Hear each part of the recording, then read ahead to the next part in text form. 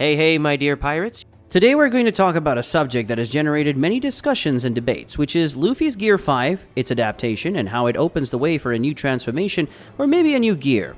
Was Luffy's Gear 5 forced? Was your adaptation rushed, or is the Gear 5 of our dear Straw Hat really coherent and more? Makes room for a definitive transformation. A mode of a Nika Nika no Mi? Well, that's what we're going to talk about in today's video, but first of all, so if you want to be a pirate king like me and achieve eternal glory, go ahead and press the like button with all the power of your devil fruit, and if you're new here, my dear sailor, already subscribe to the channel and don't forget to activate the notifications bell so you don't miss any new video from Anime Joy Boy, okay? Then join this crew that will dominate the entire Grand Line and the New World. Now without further ado, let's get to this epic video. And well, my dear pirate, Luffy's Gear 5 since its appearance has divided the One Piece fandom a lot. Some love the concept of the transformation and others loathe the concept. Those who love him say that he doesn't make any sense, because in addition to turning Luffy practically into a deity with One Piece universe, for those people who disagree with Gear 5, it was evident that Oda didn't know how to defeat Kaido and Big Mom, and on account of that, Oda forced a completely overpowered transformation. Some even call it the Toon Gear transformation for referring to those cartoons of old where the characters are basically indestructible, thus breaking the logic of the anime. And so everything that was good about One Piece, how the logic of powers and abilities based on Haki and Devil Fruits was thrown away. However, those who like this transformation claim that yes, it makes perfect sense within the concept of the One Piece universe.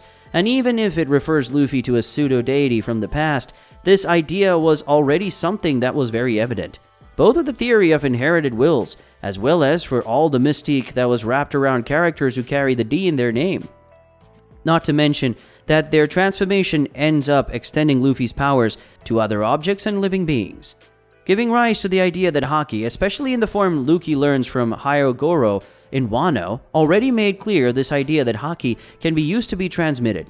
Soon Luffy, to awaken Gear 5, brought both together, the already pre-established concept of his fruit along with the concept of a fluid Haki embedded in Buso Shoku Haki, the Haki of armament. With that, Gear 5, for those people who like Luffy's new mode, is clearly in line with what Oda has already been showing us throughout the story. And well, you might be wondering what I think about these two ideas, and for me, both are right, and I can explain why I think that way. First of all, we have to understand that as much as Eiichiro Oda is a great writer and has a brilliant mind, after all, practically everything he puts into One Piece always has a reason, already thought out by him. Still, he is not someone perfect, so at some point Oda can fail. In addition to this, we have to remember that One Piece, as great as this work is, it is still an anime and manga of the shonen genre, so a manga focused mainly on teenagers and young adults. That is, my dear pirate, One Piece is all its philosophy. It's still a fighting anime and character evolution like Dragon Ball and Naruto, for example.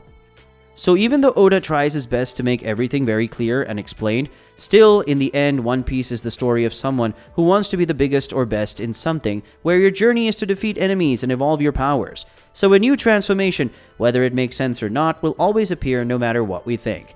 Naruto started with simple ninjas and ended up facing aliens.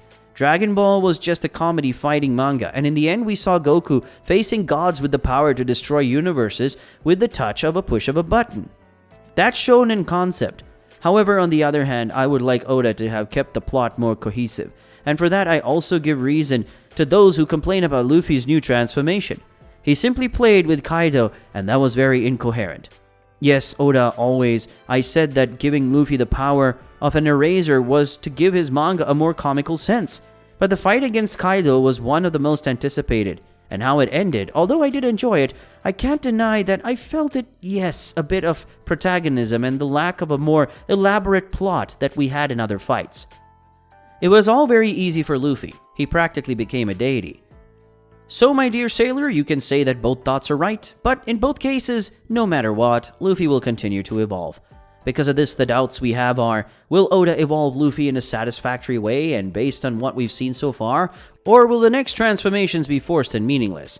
Well, to unravel the first hypotheses and unravel this mystery, first we have to look at what's been happening in the manga today. And basically what is happening is everything I said that in a past video about Enel's return, divinities, technologies, and his relationship with ancestral weapon URANOS. I will leave a pinned card for you to see this video later. But in short, Oda is now going to finish something he was already developing since the beginning of One Piece that became more explicit in the Skypedia arc. There we saw all this parallel of a pseudo-divinity in addition to seeing a whole new technology being presented by the people of the sky. And there we saw in an incredible way how Oda already wanted to develop the concept of divinity even though Enel was not in fact a deity. At least until that my theory that I said in the video proves otherwise. Oda also made it clear that this mix between technology and the power of devil fruits would be featured in the future. The clear proof of this is Enel's Arc Maxim.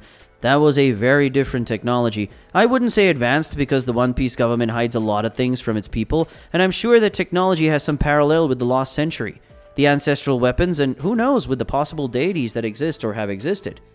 But the point is that Arc Maxim was able to use the powers of Enel's Devil Fruit, giving more range to its attack. So a junction between technology and Devil Fruit powers. Not to mention that it was in Skypiea that Oda started to develop better the concept of Haki, mainly Haki of observation. That is, my dear sailor, Enel was able to gather the power of his Devil Fruit, the power of his Haki of observation, and join it with the technological arc to do whatever he wanted.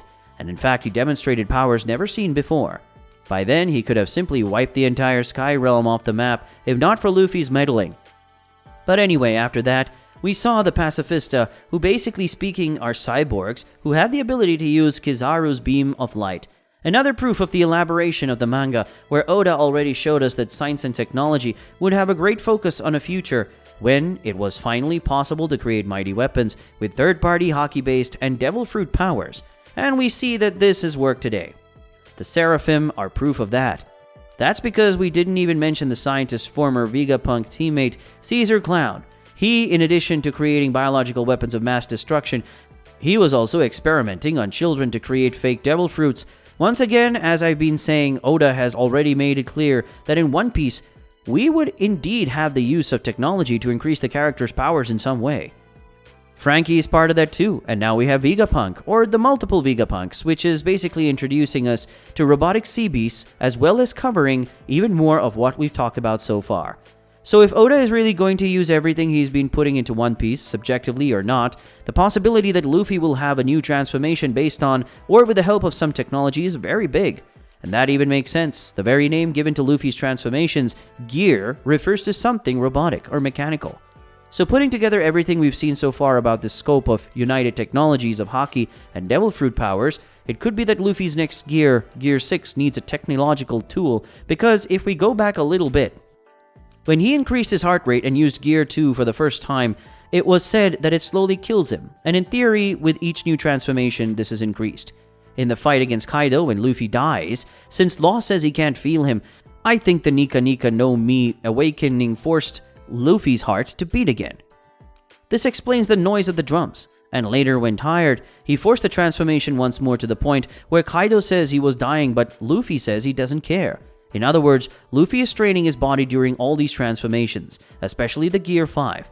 Now my question is, will he be able to keep the Gear 5 shape or evolve into a new gear? Well, the answer may be yes, something technological. Yeah, there is a chance that Shanks or even Rayleigh will train you to discover something new, or else a new master will appear on this journey. After all, as I mentioned, One Piece is an anime of genre, fighting shonen. And one of the strong aspects of these kinds of stories are the masters. Goku had several masters on his journey, just like Naruto had, so it's possible that a new master will appear to teach Luffy his latest transformation. And with that in mind, we still have to mention the other possibility, which is the possibility that Luffy ends up transforming just out of script, need like any shonen.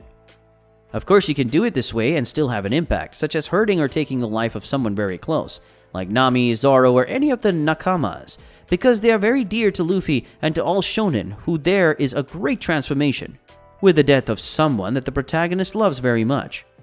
However, I believe that if it was Nami and Zoro, Usopp, or even Sanji, the impact for us would be greater, since in addition to them being the first to join Luffy's journey to become the greatest pirate in the world, which makes us have more affection for them for screen time, there is also the legend that if you take the life of the most faithful friend, mother, teacher, or the person they love, the chance that it will have a significant impact within a work, whatever it is very large.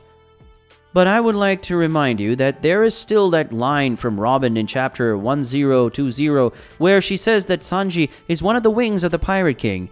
And right at the end of the chapter 1022, we have the revelation, which was pretty obvious, that Zoro was another wing of the Pirate King. So, Luffy would have, as his right and left arm, in this case, right wing and left wing, Zoro and Sanji. The analogy makes it clear to us that although the Straw Hats are large, and there are several people important to Luffy, Zoro and Sanji are actually the people he, or Oda, holds most dear. So if he hurts one of them, or even takes the life of one of them, it could be a trigger for a new transformation. But now I want to know your opinion about everything that we commented here today. Will we one day have a new transformation for Luffy, and how will this evolution be? Will it be based on what we've seen in the manga so far, being more coherent, or will it be something simpler like the death of a character dear to Luffy? But of course, if you made it this far, it's because you like the content, so it doesn't hurt to subscribe to our channel and become one more member of our fleet, my dear sailor. And of course, do not forget to press the like button, that helps a lot in spreading the video and the channel. So help us to become the largest fleet of pirates here on YouTube, okay?